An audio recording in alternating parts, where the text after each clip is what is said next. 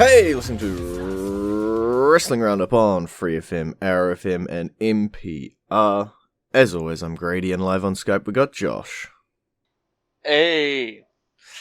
We are gonna be talking about the pay-per-view that is Backlash, that happened this past week. And we're just gonna crack straight on into it. The pre-show match was a United States Championship title defense from Apollo Crews, managing to successfully defend against Andrade. He's gotten at least two title defenses through. That's better than what Kalisto did on his first title reign. Yeah, it seems as though Apollo Crews might be holding on to it for a little bit longer. At least because his main feud opponents in this, with Andrade and Angel Garza, are a little preoccupied with infighting with themselves. Yeah. Actually, I think that there's about a somewhat major storyline involved in his direction coming. Mm-hmm. Because I have a feeling that he's about to turn heel. Okay. You got some new music, and you're feeling the evil come from him. Yeah. Let's see here. On Raw, afterwards, he defended the title and won while cheating. Yeah. And there's a certain player manager hanging around that I think is going to take Apollo under his wing. Yeah. MVP is angling to get Apollo Crews into his little stable. Although they're playing it off like it's Shelton Benjamin right now. Yeah. Okay, yeah. I could definitely see it. I think Apollo Crews has always needed a little bit of a shift up. It's a good thing seeing him with the title and everything, but you can't get complacent. So a little bit of a shift like that, especially aligning with someone like MVP, can't hurt him. The first match on the actual card, the WWE Women's Tag Team Championships. Bayley and Sasha Banks were defending them against both Alexa Bliss and Nikki Cross, and the Iconics. This was an alright match. It ended out of nowhere. It just seemed to just stop all of a sudden. Yeah, I feel like it could have been given a little bit more time for all the women to sort of, I don't know. As you say, it just ended. It was a bit of a weird one. Yeah, I'm not sure what happened there, but the bad girls who don't realize they're bad are still the champions.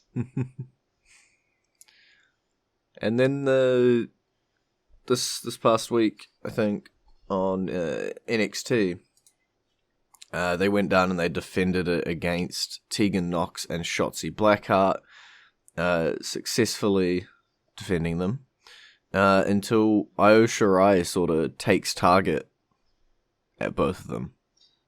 Yeah, to remind them that they stepped into her territory.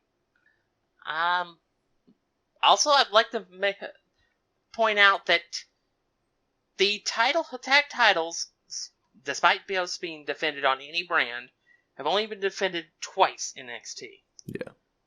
Both times, Tegan Nox has been involved. It's true. Yeah, Tegan Nox, I think the first one was the Dakota Kai, was it? Yes. Yeah. I don't know, it seems as though maybe they're going to be getting featured down there a little bit more. Don't quite know what's in the future, because they've got, obviously, feuds with the Iconics, feuds with Bliss and Cross, feuds with seemingly Io Shirai. There's options sitting around at the moment across the three different brands of where exactly Bayley and Banks are going to go, when we all know the end game is a feud against each other. Yeah, it's just a matter of when are they going to pull the trigger. We just don't quite know that just yet. Back to Backlash, we've got a nice little singles match with the correct outcome finally. Sheamus defeating Jeff Hardy. and before they get a ladder match at Extreme Rules. Yeah, this definitely seems like one of those feuds that's going to go to the blow-off at Extreme Rules. Obviously, we've still got the who set him up kind of stuff floating around, that sort of storyline. So, yeah, I could see Sheamus and Jeff Hardy getting extended out to Extreme Rules. It was a decent match. Yeah, the two seem to just do, they get in the ring, they do their thing, and they walk off. It's not one that I'm going to be sitting here going, oh my god, that's a spectacle, you just have to watch this. Go out and watch this. I wouldn't call it the greatest wrestling match ever. But it's a decent little match. It was still decent wrestling. And had a satisfying conclusion, which is more than I can say for the next match, which was the Raw Women's Championship, Asuka defending against Nia Jax, ending in a double countout. You have to protect both women. And you have to make this last to Extreme Rules. This will be one of the Extreme Rules matches. Mm-hmm. Yeah, they're sort of moving forward with this feud. Nia Jax attacking a referee on Raw and all this other stuff that, as you say, it will be an Extreme Rules match. Or it'll be a match at Extreme Rules with some sort of match stipulation. Barring anything going on. Well, not only that, but Asuka pinned Nia on Raw using a roll-up with a fast count. Yeah. So that right there goes to tell you, one, they're not done. Two, they're going to step it up to as far as they can possibly go, and that would be an Extreme Rules match. Mm-hmm. Unless they want to do a last man standing match. It's possible. I guess just to mention it at this time, just because there's not any more women's matches on the cards, with Bayley being involved in the women's tag stuff at the moment, the SmackDown Women's Championship not getting a whole lot of challenges lining up behind it. That's why I was kind of hoping that at the end of the tag match, Nikki Cross and Alexa Bliss would break up, because then you would have two people who could go after Bayley. Could you imagine the crazy stuff that Nikki Cross would do with Bayley? Especially at a pay-per-view like Extreme Rules? Just ask Asuka. Yeah. It's it's definitely something that needs to be thought about. I think at the moment the SmackDown Women's title is just in a holding pattern, waiting for the tag titles to be off those two and then them to head into a feud, because it doesn't seem like it's getting anything between now and then. And also to mention it, just because there was no title defense on the card, AJ Styles successfully capturing the Intercontinental Championship. Yeah, he plans to have a special celebration. He wants Daniel Bryan to come. Well, that's not going to end well. Of course not. But it should be entertaining for everybody watching. AJ Styles does great as that sort of cocky champion. It works quite well. Rinse and repeat. Try it with the Intercontinental title this time. Alright, so it's 2014's when he debuted? Yeah, sounds about right. If you would have told me when he debuted that in the short 6 years since then he would have held the WWE Championship twice, the United States Championship twice, and the Intercontinental Championship, and had one of the longest reigns for the WWE Championship in recent memory, excluding a certain one that we don't want to talk about. It's like I would not have believed you. Yeah. But everything that AJ has done has been, pardon the pun, phenomenal. The guy's crazy good. First ballot Hall of Famer. Yep. And on that note, we are going to switch over into someone else who's also crazy. And good. And that is going to be our entrance theme of the week. It is going to be Jeff Hardy's theme, selected not by Josh for once, and in fact by Josh's Google Mini.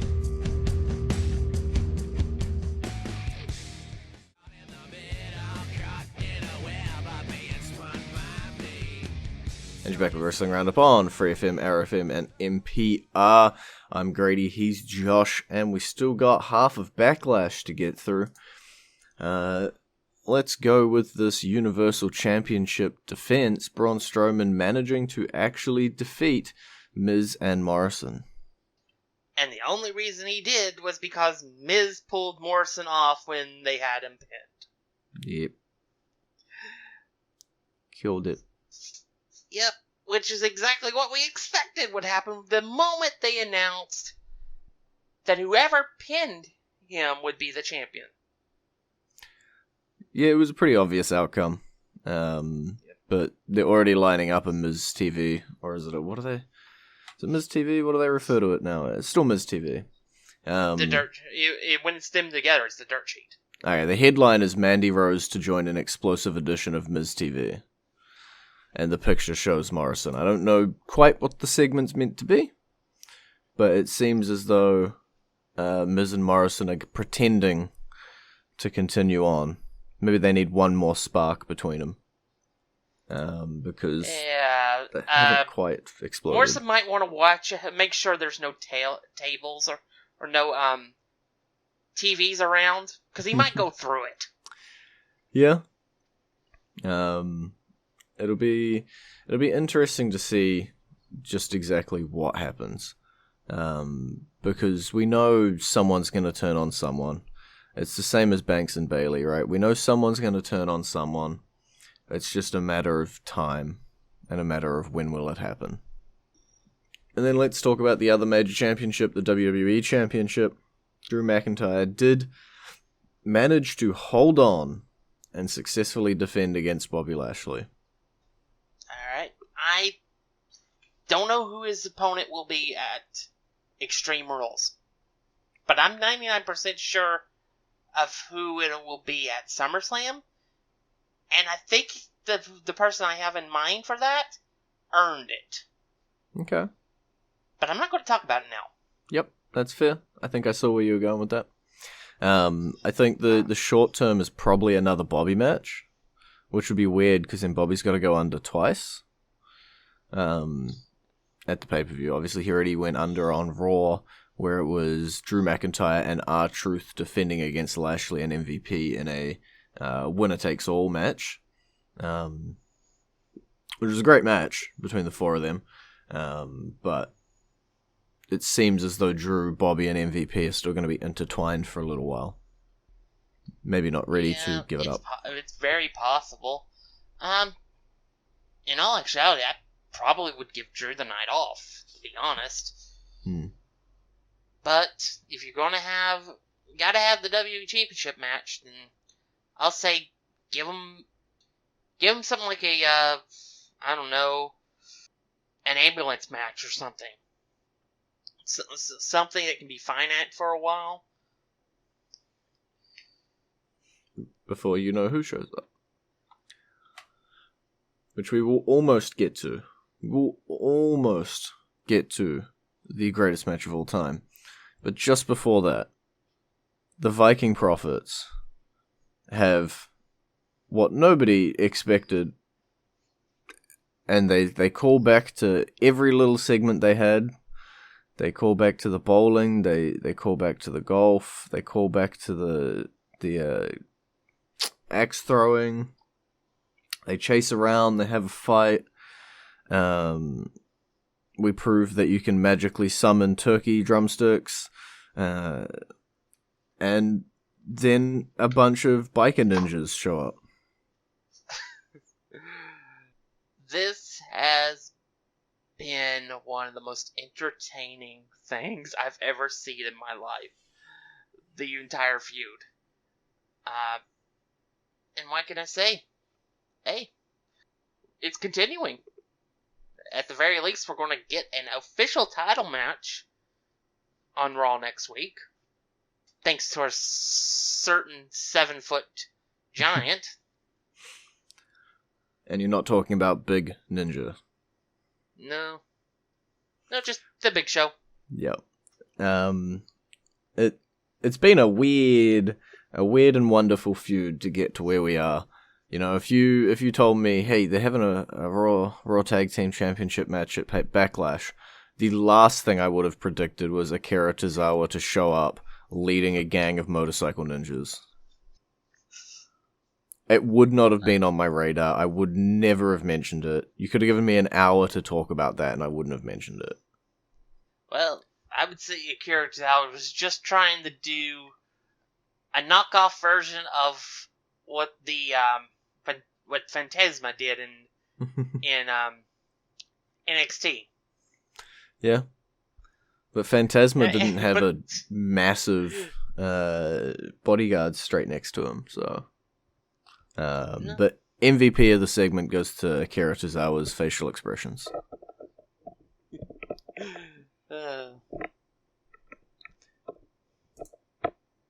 And the final match on the card, 44 minutes and 45 seconds, Randy Orton defeating Edge in the quote-unquote greatest match ever.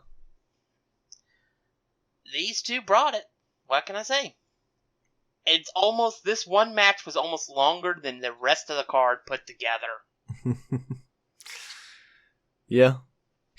I think I don't know. I'm gonna go on a rant about marketing.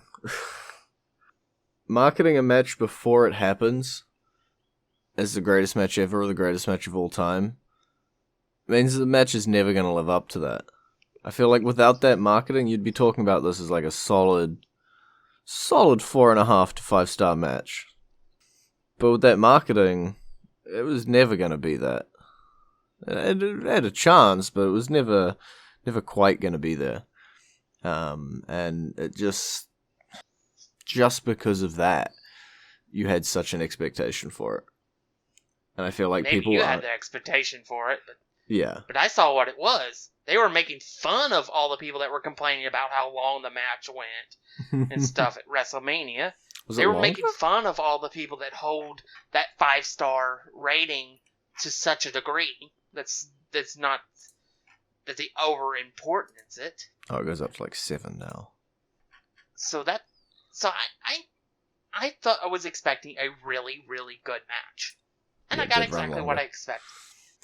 It was definitely a very, very good between the ropes psychological wrestling match. Definitely that. Compared to the Last Man Standing match, which was also brilliant.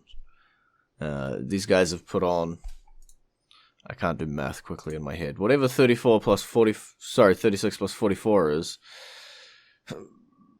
80 minutes so far since Edge's return, not including entrances or the Rumble, put on 80 minutes of pure sports entertainment, pure wrestling, pure clinical stuff for people to review and watch over and over and over. They've put on nothing but bangers. And Orton has come out of this as on fire of a heel as he's been in 15 years. The only no, 13, because 2007. The only unfortunate part of this match at Backlash is that Edge did happen to get injured in the middle of it, which wasn't particularly great timing, but it is what it is. Yeah, and Randy Orton still was managed to take care of Edge even though he was injured, and still they put on such an amazing match.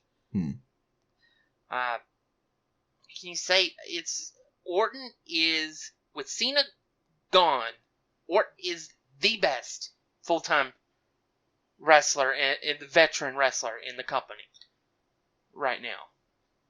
If he's motivated, there's nothing he can't do.